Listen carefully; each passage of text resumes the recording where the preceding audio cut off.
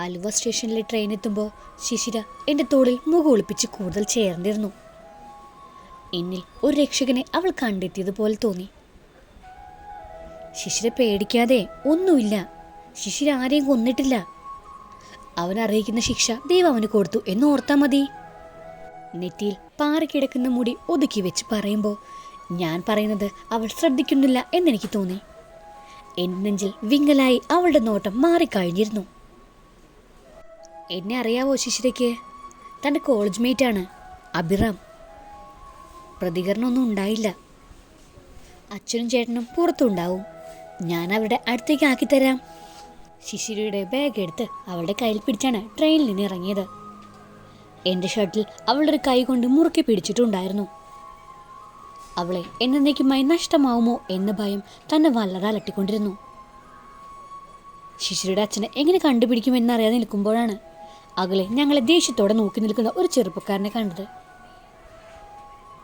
ശിശിര, തൻ്റെ ചേട്ടനാണത്. അവൾ എൻ്റെ പിന്നിൽ മുഖം ഒളിപ്പിച്ചതല്ലാതെ ഉത്തരവൊന്നും ഉണ്ടായില്ല.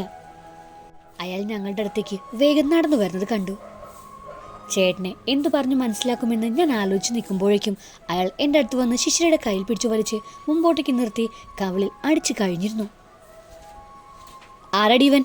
പഠിക്കാൻ വിട്ടവ കണ്ടന്മാരെ കൂടെ കറങ്ങി നടപ്പായിരുന്നല്ലേ? അറിയാത്ത ആരുടെ പിടിയിൽ അകപ്പെട്ട പോലെ എൻ്റെ അടുത്തോട്ട് വരാൻ ശിശിര കൈകൾ നീട്ടി. അവളുടെ മനസ്സ് എനിക്ക് മാത്രം മനസ്സിലാക്കാൻ പറ്റുന്നതായിരുന്നു. അവളിപ്പോൾ എന്നെ മാത്രമേ വിശ്വാസമുള്ളൂ എന്ന് ആ മുഖഭാവങ്ങൾ വിളിച്ചു പറയുന്നുണ്ടായിരുന്നു. താൻ എന്തിനാ ശിശിരെ അടിച്ചത്? ഞാൻ അവളുടെ ചേട്ടനായതുകൊണ്ട്. അത് ചോദിക്കാൻ നീ ആരാടാ? അയാൾ ദേഷ്യത്തോടെ എൻ്റെ നേർക്ക് വന്ന് എൻ്റെ കോളർ പിടിച്ചു. എനിക്ക് ഒന്നും പറയാനുണ്ടായില്ല.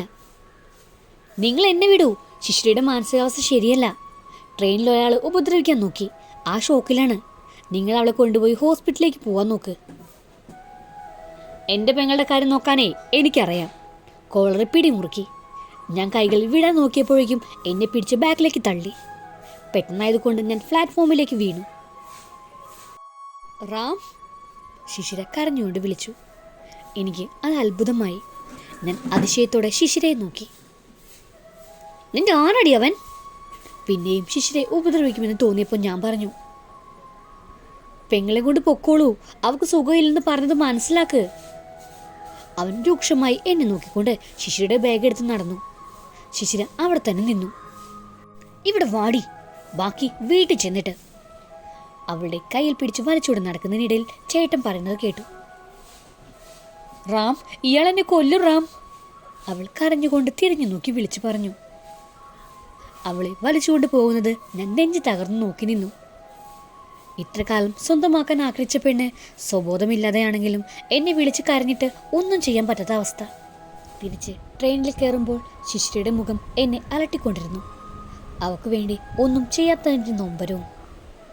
കെവിൻ ട്രെയിനിൽ നിന്നും വീണ് സീരിയസ് ആയി ഹോസ്പിറ്റലാണെന്ന് അടുത്ത ദിവസം അറിഞ്ഞു.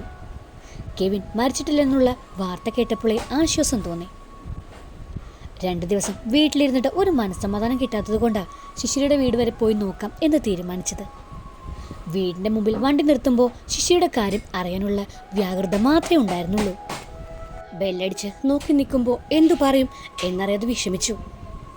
ശിശിരയുടെ അമ്മയായിരുന്നു വാതിൽ തുറന്നത്. ആരാ? അവർ നെറ്റിച്ചുളിച്ച് നോക്കി. ഞാൻ ശിശിരയുടെ കോളേജ് മേറ്റാണ്. ഇവിടെ അടുത്ത് വന്നപ്പോൾ ശിശിരയെ ഒന്ന് കാണാമെന്ന് വെച്ചു. ഒന്ന് വിളിക്കാവോ? അത് അവളിവിടെ ഇല്ല. എവിടെയെങ്കിലും പോയതാണോ? അവരുടെ മുഖത്തെ പതർച്ച എന്നെ തളർത്തി. അത് അവളുടെ കൂട്ടുകാരുടെ വീട്ടിൽ പോയിരിക്കുകയാണ്. ആരാ മൈഥിലി അവിടെ? അകത്തുനിന്നും ശാരികയുടെ അച്ഛൻ ഇറങ്ങി വന്നു. ഞാൻ ശാരികയുടെ ഫ്രണ്ടാണ് അഭിറാം. നീയാണോ അവൾ പുലമ്പിക്കൊണ്ട് നടക്കുന്ന റാം? എന്താടാ നീയൊക്കെ കൂടി അവൾക്ക് കലക്കി കൊടുത്തത്? ദേഷ്യത്തോടെ ചോദിച്ചു. അന്ന് ട്രെയിനിൽ വെച്ച് ഒരു ഇൻസിഡൻ്റ് ഉണ്ടായി. അവൾ ആ ഷോക്കിലായിരുന്നു. അപ്പോൾ നിനക്കറിയാം അവൾക്ക് വട്ടായെന്ന്. എന്നിട്ട് ഒന്നും അറിയാത്ത പോലെ കാണാൻ വന്നിരിക്കുവാ.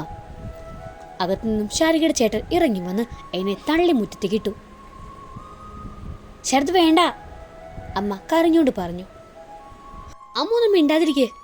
ഇവനും അവളായിട്ട് എന്തോ ബന്ധമുണ്ട്. അതല്ലേ ആ കുരുത്തം കെട്ടവൾ ഇവൻ്റെ പേരും പറഞ്ഞ് അഭിനയിക്കുന്നത്.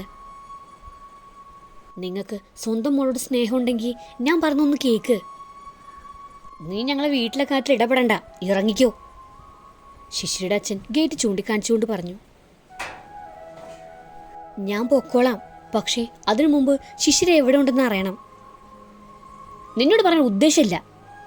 ശരത്ത് എന്നെ പിടിച്ച് പിന്നെയും തള്ളി. നിനക്ക് പറഞ്ഞാൽ മനസ്സിലാവില്ലേ? അന്ന് ട്രെയിനിൽ ഇറങ്ങുമ്പോഴേ ഞാൻ പറഞ്ഞതല്ലേ ശിശിരയ്ക്ക് സുഖമില്ലെന്ന്. അവൾ നിങ്ങൾ എവിടെ പൂട്ടിയിട്ടിരിക്കുക? എൻ്റെ പെങ്ങളെ ഞാൻ എന്തു ചെയ്തെന്ന് നിന്നെ ബോധിപ്പിക്കേണ്ട ആവശ്യമില്ല. അവൻ പിന്നെയും തല്ലാൻ കൈയൊങ്ങി. ഞാൻ ആ കൈ പിടിച്ച് തിരിച്ചു നിർത്തിക്കൊണ്ട് പറഞ്ഞു, തൻ്റെ പെങ്ങളെ എവിടെ ഉണ്ടെന്ന് ഞാൻ കണ്ടുപിടിച്ചോളാം. അവൾ ഞാൻ സ്നേഹിച്ചിട്ടുണ്ടെങ്കിലേ സംരക്ഷിക്കാനും എനിക്കറിയാം. അപ്പോൾ രണ്ടും കൂടി അഭിനയിക്കുന്നതാണെന്ന് ഉറപ്പായി. എത്ര നാളായിട്ടാ തുടങ്ങിയിട്ട്? നിങ്ങൾ തെറ്റിദ്ധരിക്കേണ്ട. ശിശിരയ്ക്ക് എന്നെ അറിയില്ല, എൻ്റെ സ്നേഹവും അറിയില്ല. എന്നിട്ടാണോ അവൾ റാം എന്ന് വിളിച്ച് നടക്കുന്നത്? അവളുടെ കൈയും പിടിച്ച് നീ ട്രെയിനിൽ നിന്ന് ഇറങ്ങുന്നത് കണ്ടപ്പോഴേ കാര്യങ്ങൾ എനിക്ക് മനസ്സിലായതാ. സ്വന്തം മോളെ വിശ്വാസമില്ലാത്ത നിങ്ങളോടൊക്കെ ഞാൻ എന്തു പറയാനാണ്? അവളെ നല്ലൊരു സൈക്കാട്രിസ്റ്റിനെ കാണിച്ചാൽ അവൾ തിരിച്ചു വരും. അവൾക്കിനി വട്ടാണെന്ന് നാട്ടുകാരെ കൂടി അറിയിക്കണോ? പഠിക്കാൻ പോയി ഭ്രാന്തും പിടിച്ച് തിരിച്ചു വന്നിരിക്കുന്നു, നാണം കെടുത്താനായിട്ട്. ശിശിരയുടെ അച്ഛൻ എൻ്റെ അടുത്തേക്ക് വന്നുകൊണ്ട് പറഞ്ഞു, നിങ്ങൾ അവള് എവിടെയാണെന്ന് പറയൂ, അകലെ എവിടെയെങ്കിലും ഞാൻ കൊണ്ടുപോകോളാം. നീ ചെയ്തു തന്ന സഹായമൊക്കെ മതി. എന്നെ പിടിച്ച് ഗേറ്റിന് പുറത്തേക്ക് ഉന്തിക്കൊണ്ട് ശരത്ത് അലറി. ശിശിരയുടെ അമ്മയുടെ മുഖത്ത് മാത്രമാണ് സങ്കടം കണ്ടത്. മകൾക്ക് ഭ്രാന്തി പിടിച്ചു എന്ന് ആരും അറിയാതിരിക്കാനുള്ള പരിഭ്രാന്തി മാത്രമാണ് അച്ഛൻ്റെ മുഖത്തുണ്ടായിരുന്നത്. ഞാൻ അവിടെ നിന്ന് എല്ലാ പ്രതീക്ഷകളും നഷ്ടപ്പെട്ടാണ് ഇറങ്ങിയത്. വീട്ടിലെത്തി ആദ്യം തന്നെ ഐശ്വര്യയെ വിളിച്ച് ശിശിരയുടെ അവസ്ഥ പറഞ്ഞ് മനസ്സിലാക്കി. അന്വേഷിച്ച് വിവരം അറിയിക്കണമെന്നും. അടുത്ത ദിവസം ഐശ്വര്യ വിളിച്ചു. ശിശിര കസിൻ്റെ വീട്ടിലാണെന്ന് അവളുടെ വീട്ടിൽ വിളിച്ചപ്പോൾ പറഞ്ഞു, ഞാൻ അവളുടെ വീട് വരെ പോയി നോക്കട്ടെ. ഐശ്വര്യ അവിടെ ചെന്ന് ശിശിര നോർമലായി സംസാരിക്കുന്നുണ്ടോ എന്ന് മാത്രം ഒന്ന് എന്നെ വിളിച്ചറിയിക്കണം. ഓക്കെ, ഞാൻ വിളിക്കാം.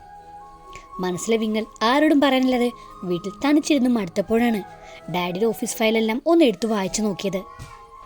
അപ്പോൾ തോന്നി എന്തുകൊണ്ട് ഞാനും ഒരു ചെറിയ ബിസിനസ് ആരംഭിച്ചുകൂടാ എന്ന്. ഡാഡിയുടെ കൂടെ അവസാനം വരെ വിശ്വസ്തനായി ഉണ്ടായിരുന്ന ശ്രീധരൻ അങ്കിളുടെ അഭിപ്രായം അറിയാൻ വിളിച്ചപ്പോൾ അങ്കിളും എന്തിനും കൂടെ നിൽക്കാമെന്ന് അറിയിച്ചു. ഡാഡിയുടെ പാത പിന്തുടർന്ന് ഷോപ്പിംഗ് കമ്പനി തന്നെ സ്റ്റാർട്ട് ചെയ്യാൻ തീരുമാനിച്ചു. പേപ്പർ വർക്കുകൾ നടക്കുന്നതിൻ്റെ ഇടയിലാണ് ഐശ്വര്യ വിളിച്ചത്. നെഞ്ചിടിപ്പോടെ കോൾ എടുത്തു. അഭിറാം, ഞാൻ ശിശിരയെക്കുറിച്ച് അന്വേഷിച്ച് അവളുടെ വീട്ടിൽ പോയിരുന്നു. പക്ഷേ അവർ അവളെ എവിടെയാണെന്ന് പറയുന്നില്ല. ഇനി എന്ത് ചെയ്യും? ഞാൻ എൻ്റെ കയ്യിലുണ്ടായിരുന്ന അവളുടെ കസിൻ്റെ നമ്പറിലേക്ക് വിളിച്ചു നോക്കി. ആ കുട്ടി പറഞ്ഞത് വയനാട് എവിടെയോ അവൾ എന്തോ കോഴ്സ് ചെയ്യാൻ പോയെന്നാണ്. ഓക്കെ, ഞാൻ ഒന്ന് അന്വേഷിക്കട്ടെ. അഭിറാം, അന്ന് രാത്രി ഫോൺ വിളിച്ചപ്പോൾ ആരോ പറ്റിക്കാനാണെന്നാണ് ഞങ്ങൾ ഓർത്തത്. ഇതുവരെ ഒരു ശല്യവും ഉണ്ടാക്കാതിരുന്നത് കൊണ്ട് നല്ല ധൈര്യമായിരുന്നു. പക്ഷേ അഖിലാണ് എല്ലാം പറഞ്ഞത്. ശിശിരയെ അഭിറാമിന് ഇഷ്ടമായിരുന്നു അല്ലേ? ഇഷ്ടമായിരുന്നു എന്നല്ല, ഇപ്പോഴും ഇഷ്ടമാണ്. എങ്ങനെയെങ്കിലും അവളെ ഞാൻ കണ്ടെത്തും. എൻ്റെ കൂടെ കൂട്ടിക്കൊണ്ട് പോരുമെന്നിട്ട്. ഞാൻ വിളിക്കാം. ഫോൺ വയ്ക്കുമ്പോൾ വയനാട്ടിൽ ആരെങ്കിലും പരിചയക്കാരുണ്ടോ എന്ന് ആലോചിച്ച് നോക്കി.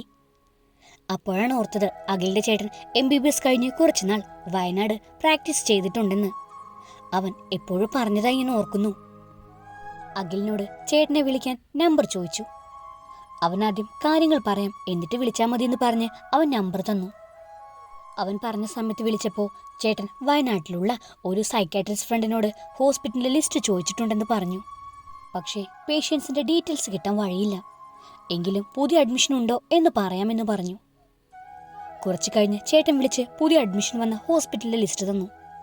ഓഫീസ് ഓപ്പൺ ചെയ്യുന്നതിൻ്റെയും ബിസിനസ്സിൻ്റെ സ്റ്റാർട്ടിംഗ് വർക്കുകളും ശ്രീധരൻ അങ്കിളിനെ ഏൽപ്പിച്ച് വയനാട്ടിലേക്ക് പുറപ്പെടുമ്പോൾ ശിശിരയെ കണ്ടുപിടിക്കാൻ പറ്റുമോ എന്നെനിക്ക് അറിയില്ലായിരുന്നു. പക്ഷേ അവളില്ലാതെ ഒരു തിരിച്ചുവരവ് ഇല്ലെന്നും ഉറപ്പിച്ചിരുന്നു. ഈ ലവ് സ്റ്റോറിയുടെ ബാക്കി കേൾക്കാൻ നിങ്ങൾക്ക് താല്പര്യമുണ്ടെങ്കിൽ സബ്സ്ക്രൈബ് ചെയ്ത് സപ്പോർട്ട് ചെയ്യുക. കൂടുതൽ തന്നെ ബെല്ലൈക്കണും പ്രസ് ചെയ്യാൻ മറക്കരുത്. Thank you.